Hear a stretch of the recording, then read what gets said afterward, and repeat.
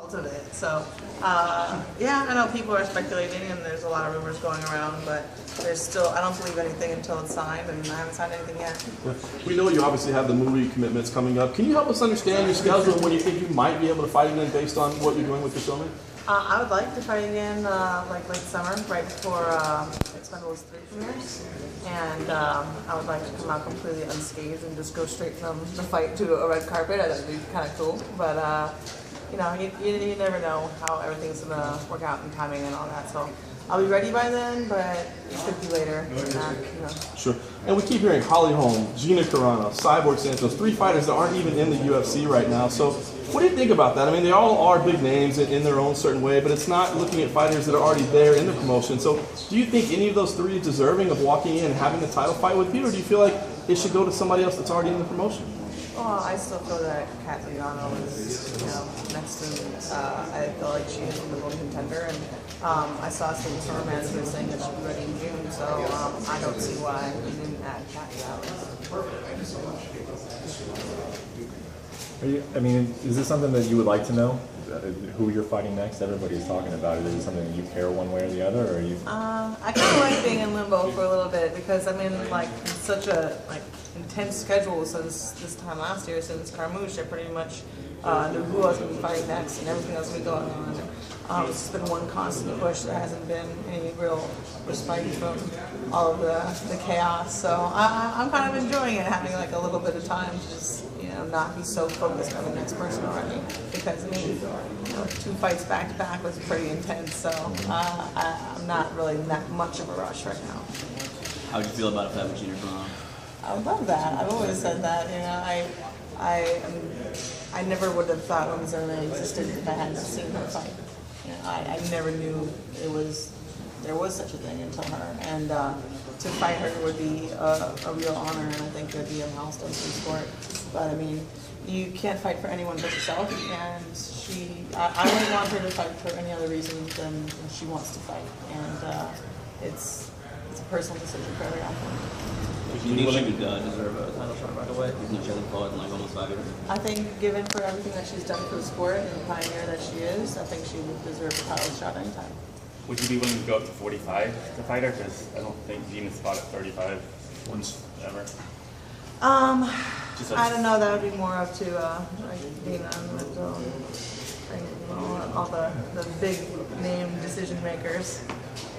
But are you willing for just a super fight at a catch weight higher, just for fun? For Gina, there are exceptions that I would make for Gina that I wouldn't for anyone else.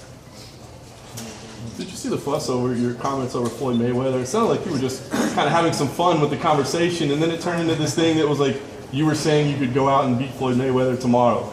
Did you see all that? And what do you think that so much was made of it? Oh, you mean like press taking something that doesn't really first time it happens once. Yeah, I think I said like Big Boy asked hypothetically, and I was like, well, this is what my game plan would be. I would drop to the ground, and I would gator crawl over, and I wouldn't even stand up or anything. I would bite him on the ankle. Like it was the most like fantastical and joking thing ever. And then yeah, it turns into this huge giant thing. Like also before someone was asking like, oh, do you think you could beat so-and-so male fighter? And I was like, look, I don't believe in putting limits on yourself regardless of who it is, you know? I love Cain, I think he's awesome, but I was like, you can't tell me there aren't, you know, some sort of circumstances out there and a chain of events that couldn't lead to me beating Cain.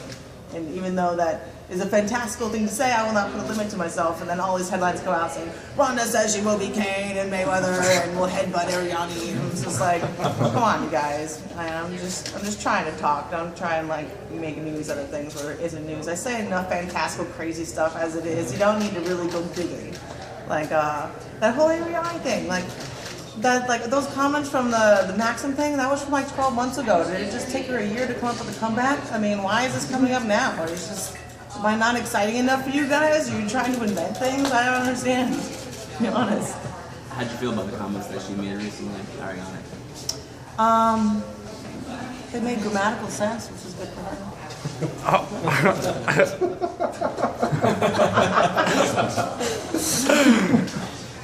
Ronda, your storied history in judo, would you ever reconsider maybe an Olympic return? Me?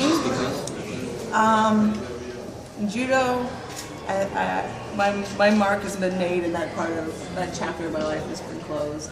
I would love to go to spectate and actually watch, but and also they've changed a lot of the rules to judo now, as I just don't really think it's the same sport really, and it's not as practical and realistic as it used to be. And being an MMA now, I'm spoiled. I can't deal with points fighters anymore. You know, someone starts point fighting with me, I have the habit to hit them now. I don't know if I could bury that. You said this past summer you could see yourself being done fighting in 2 years. Do you still feel that way? I mean, obviously that clock is still ticking on that 2-year time span. Do you still feel that way, or are you starting to see that maybe there is a future beyond that quadrennial that you were currently working in? You know, I'm just doing it one fight at a time, and I know that I'm ready for another fight, and who knows how I'll feel after the next one. But you know, if they asked me 2 years ago what I'd be doing now, I would have no clue. So making long-term predictions is kind of a futile effort for me.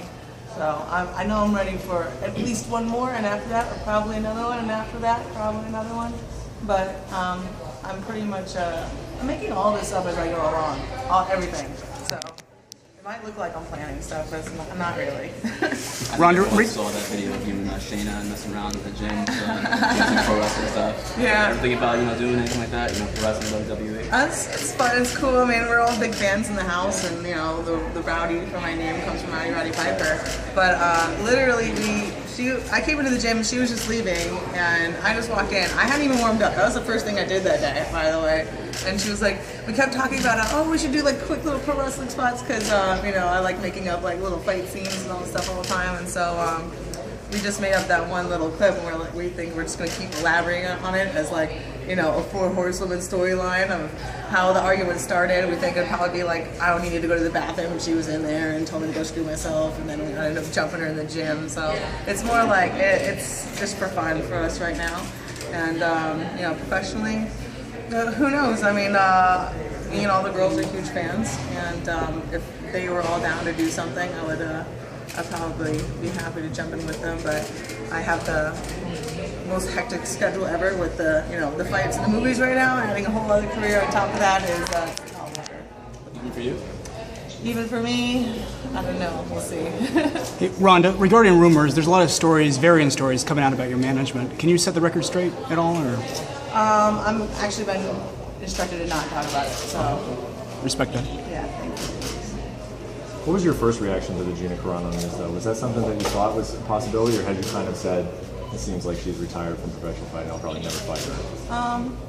I mean, I'm excited and hopeful for, something like that. I think it would be huge for women's MMA, but like I said earlier, I don't believe it until I sign it. And, Gina was going to come back before, and it didn't work out, and it's just like, my hopes are up, but they're also not. So we'll see. Any decision she makes, I will respect. I have a toy random question. I always see that key around your neck. What is that to? What is that to? If you can tell.